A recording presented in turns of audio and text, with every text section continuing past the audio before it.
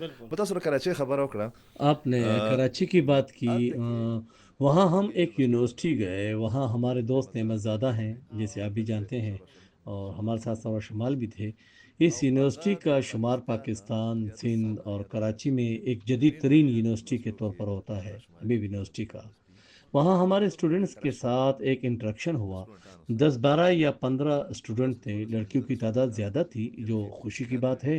اس میں ایک لڑکی بلوچستان یا کوئٹہ سے تھی جو پختون تھی، باقی پختون نہیں تھے.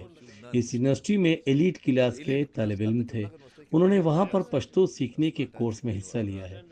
میں نے جب ان کی دلچسپی سنی تو اس میں آپ کی بھی دلچسپی ہوگی اور آپ کو خوشی بھی ہوگی، تو میری ساری تکن ختم ہو گئی کہ جب ہم نے یہ کہا کہ ہم 3 4 افراد، جس میں آپ کا ذکر بھی ہوا کہ ہم لوگوں کو پشتو پڑھنا مشکل کام لگتا ہے بنسبت بولنے کے.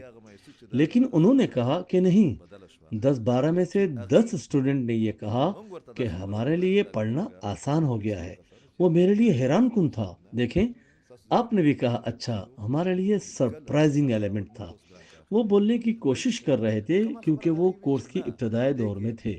نعمت زادہ نے اسٹوڈنٹ کا کورس جدید بنایا ہے. تو ہم 3 4 نے جو پختون گئے تھے ان سے کہا کہ یہ تو آپ کے لیے ایک ایسا سرپرائز ہے کہ جو ہم بھی اتنی آسانی سے نہیں کر سکتے. Well تو پھر understood. میں نے ان سے کہا کہ اس میں آپ کو فائدہ کیا ہوگا.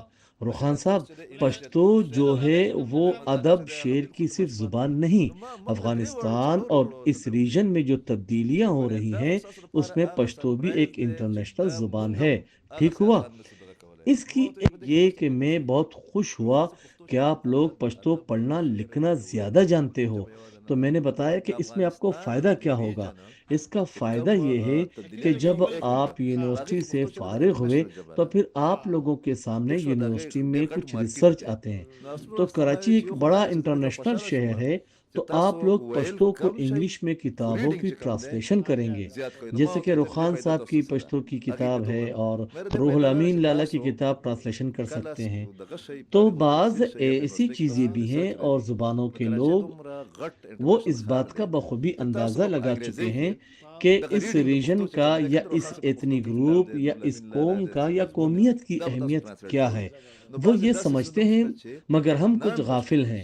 تو ہم لوگوں کو مجموعی طور پر رویوں اور اپنی پالیسیوں پر، اپنی ترجیحات پر اس دور کے چیلنجز کے تناظر میں، جو کہ آپ کا آج کا ٹاپک بھی ہے، اس پر نظر ثانی بھی کرنی ہوگی، آئین بھی بنائیں اور سب بندی بھی کریں.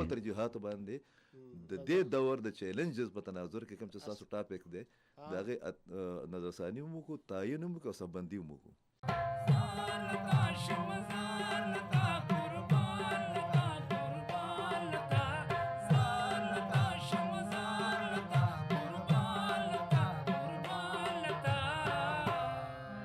زار د پښتو